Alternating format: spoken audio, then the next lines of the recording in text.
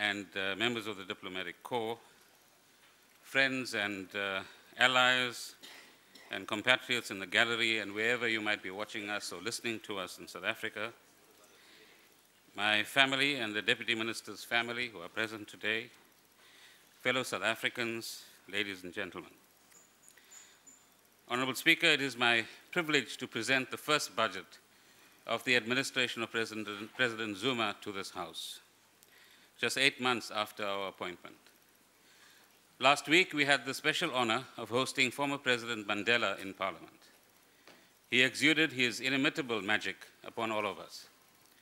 He reminded us of what we have achieved in our struggle for freedom and in our democratic journey. He reminded us that South Africans are capable of extraordinary things.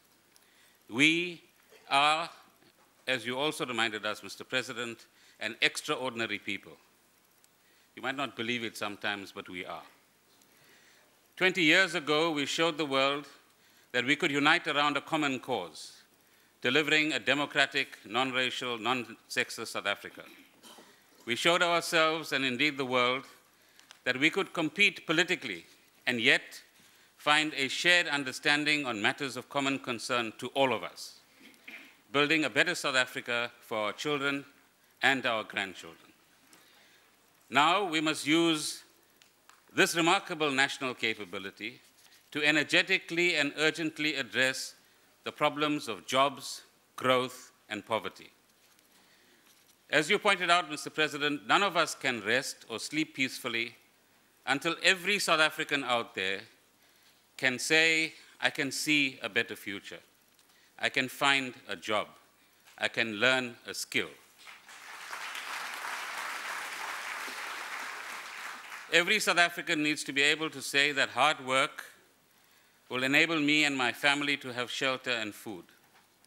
If my children work hard at school and college, they will have a better future and 1,000 opportunities available to them.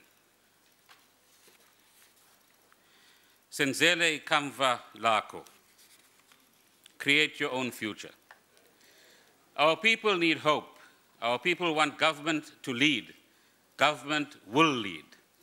Our people want government, business, labor, and social organizations, including our friends on this side of the House, to work together to create a better economic future. Our people want to be positively energized so that they can take the initiative to improve their own lives and their own communities. Our people want action on jobs, on growth, and on poverty. We must build a new common purpose so that we can use all of our talents and skills and resources to tackle our economic and social challenges. Mr. President, you have said that we must do things differently. We cannot do the same old things and expect different results, and several members said it in the last few days as well. Both South Africa and the world at large must and are looking for different answers and solutions.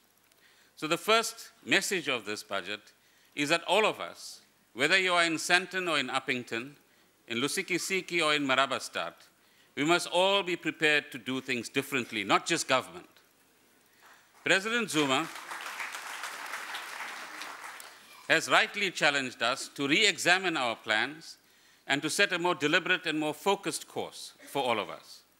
Cabinet, all of us, have agreed on a set of outcomes that will shape our policies and programs for years ahead.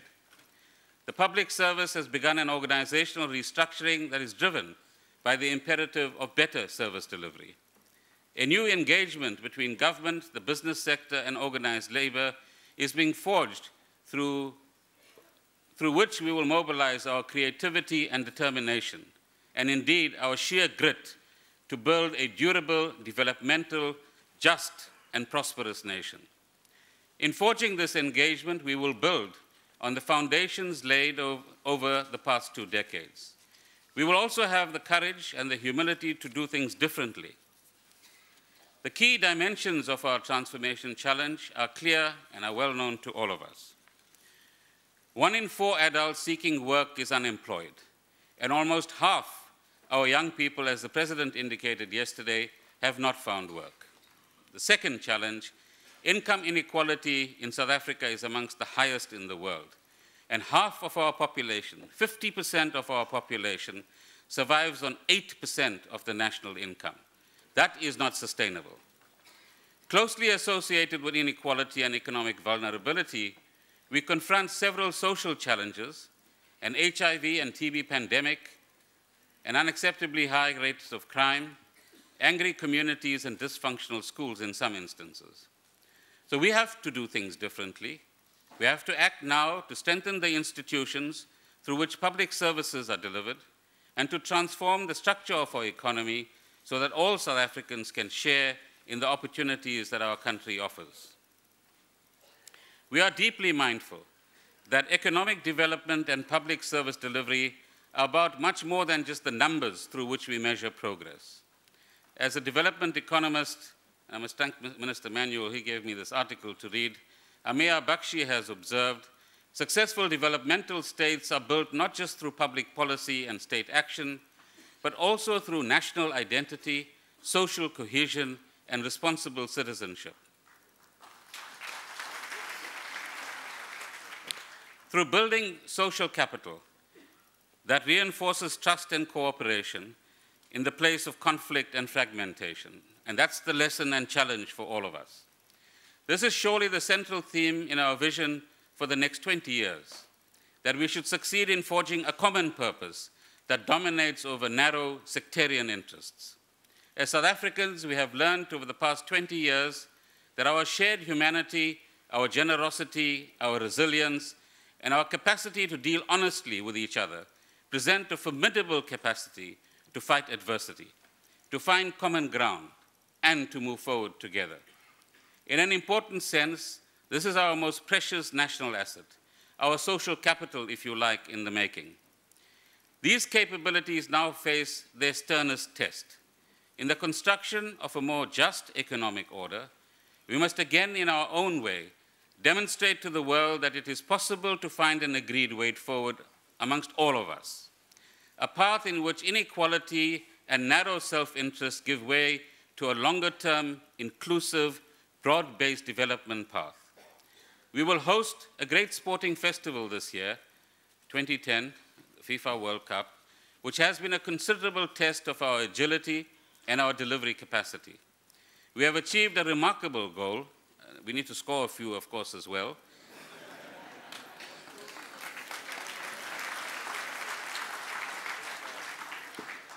So we've achieved a remarkable thing in completing the 2010 stadiums in good time. And we rightly enjoy and take pride in this achievement. We know that we must extend the same extraordinary efforts to addressing our critical social and economic challenges. So Minister Stofile, if we can deliver the stadia, why can't we deliver better economic growth and better jobs for all, is the challenge for us. In this process, we will be ambitious, yet we will be realistic. We will be bold, yet we will be pragmatic. We will be creative and inventive, and yet we will build on the sound and secure foundations that we've all contributed to.